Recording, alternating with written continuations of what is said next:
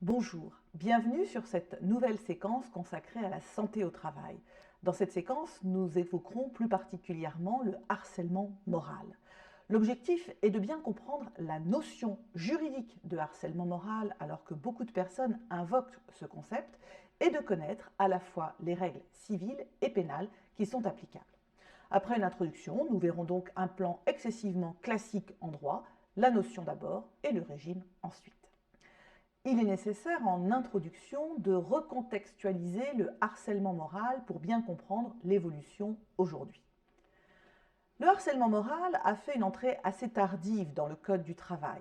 C'est après le livre de Marie-Françoise Irigoyen sur le harcèlement moral, qui a eu un retentissement médiatique, que le législateur a pris conscience de l'importance de ce phénomène.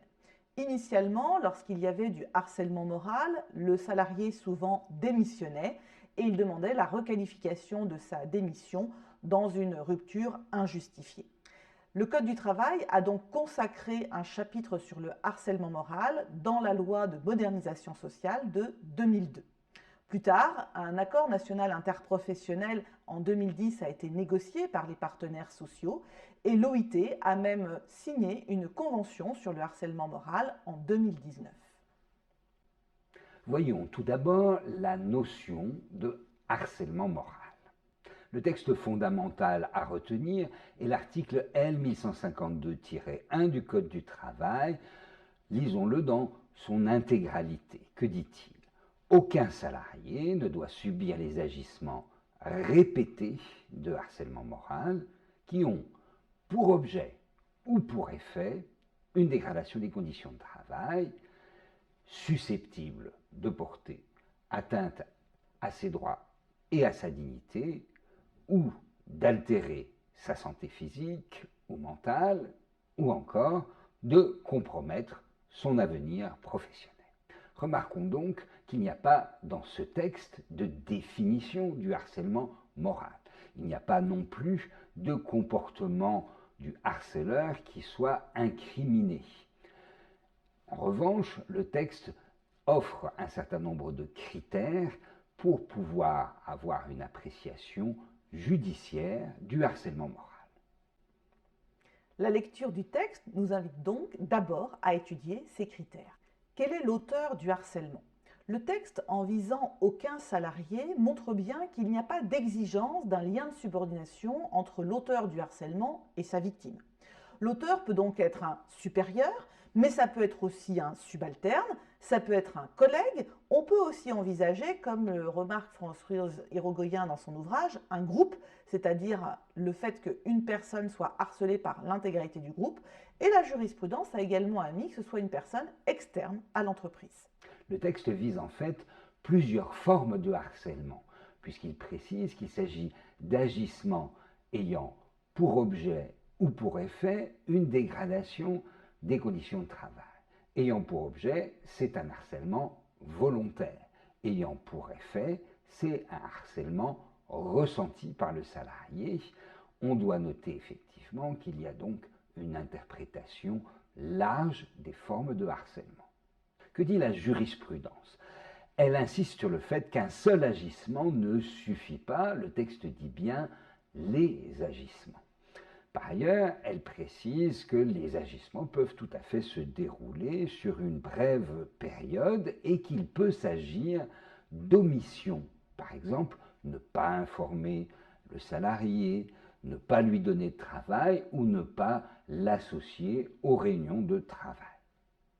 Il ne suffit pas pour que le harcèlement soit constitué qu'il y ait des agissements fautifs, encore faut-il qu'ils produisent des effets sur les conditions de travail, à savoir une dégradation objective.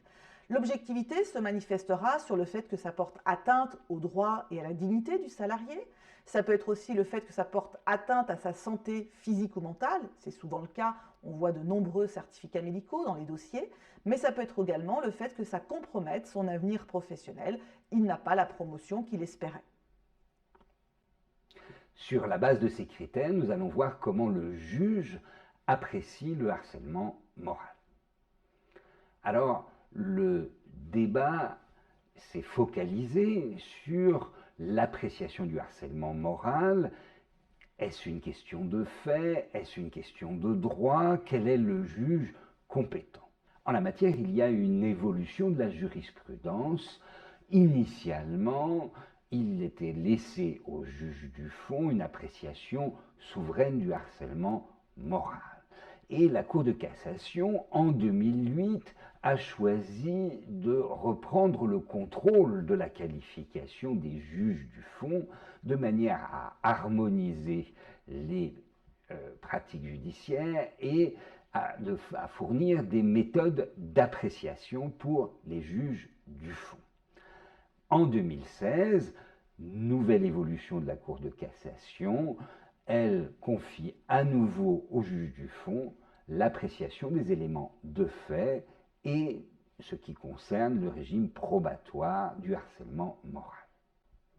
Le contentieux est important. D'abord, il faut savoir que les victimes peuvent faire un choix en termes de stratégie procédurale, agir au pénal ou agir au civil.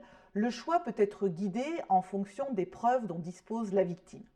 Devant les juridictions pénales, elle obtiendra, la victime, une condamnation pénale de l'auteur à une peine pour l'infraction commise. Devant les juridictions civiles, la victime obtiendra réparation du préjudice subi. Le harcèlement moral est de plus en plus invoqué devant les tribunaux.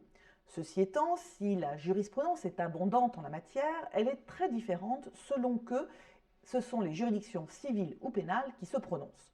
Concernant l'élément intentionnel, il est évidemment requis en droit pénal. En revanche, devant les juridictions civiles, ça n'est pas nécessaire de prouver l'élément intentionnel pour obtenir réparation. Récemment, les tribunaux ont admis dans une affaire largement médiatisée la notion de harcèlement moral institutionnel. Enfin, il faut remarquer que la jurisprudence peut aussi admettre qu'il y a manquement à l'obligation de sécurité et donc condamner l'employeur quand bien même le harcèlement moral ne serait pas constitué dans une optique de prévention. Abordons maintenant le régime du harcèlement moral. En préliminaire, voyons ce qui concerne l'action qui peut être menée par la victime du harcèlement moral, mais également par une organisation syndicale avec l'accord de celle-ci. L'action se prescrit dans les 5 ans à compter du dernier acte de harcèlement moral. Il faut ensuite adopter une stratégie procédurale. La victime peut porter plainte avec ou sans constitution de partie civile. Le procureur, s'il poursuit, pourra nommer un juge d'instruction. Enfin, la victime peut se contenter d'une action devant les juridictions civiles. Lorsque la victime choisit d'agir devant les tribunaux, la première difficulté auquel elle est confrontée, c'est celle de la preuve. Alors, dans l'hypothèse où elle a choisi de porter plainte, c'est le juge d'instruction qui mènera l'enquête. En revanche, si elle choisit d'agir devant le juge civil, elle devra apporter la preuve. Le Code du travail, conscient des difficultés, a prévu des règles concernant la charge de la preuve, à savoir qui doit prouver. Selon le texte, la victime doit présenter des éléments de fait laissant supposer l'existence d'un harcèlement. Ensuite, le texte précise que c'est au défendeur de prouver par des éléments objectifs l'absence de harcèlement. Le juge forme sa conviction. Il faut bien comprendre, en lisant ce texte, que le Code du travail a procédé à un aménagement de la charge de la preuve. En effet, la victime n'a pas à prouver le harcèlement moral, elle doit apporter des éléments. Sur ce point, la Cour de cassation réaffirme régulièrement ce principe d'aménagement de la charge de la preuve et souvent reproche au juge du fond de faire une inversion de la charge de la preuve. Le juge du fond doit donc apprécier si, pris dans son ensemble, les éléments invoqués par le salarié permettent ou non de présumer l'existence d'un harcèlement moral. À la suite de quoi, l'employeur, à son tour, doit prouver que ces éléments sont étrangers à tout harcèlement. Il faut bien avouer que, malgré cet aménagement de la charge de la preuve, la victime est quand même souvent confrontée à des difficultés probatoires. S'agissant de l'établissement d'un fait juridique, la preuve est libre, elle se fait donc par tout moyen. Par exemple, la production de courriels ou des certificats médicaux et bien sûr des témoignages. Mais en la matière, les témoins sont souvent récalcitrants, bien qu'ils soient protégés. C'est une réelle difficulté pour les victimes. On peut préciser, enfin, qu'il y a des possibilités d'enquête de l'employeur sur la situation de harcèlement moral, et ce, même sans que le salarié victime de harcèlement moral en ait été informé.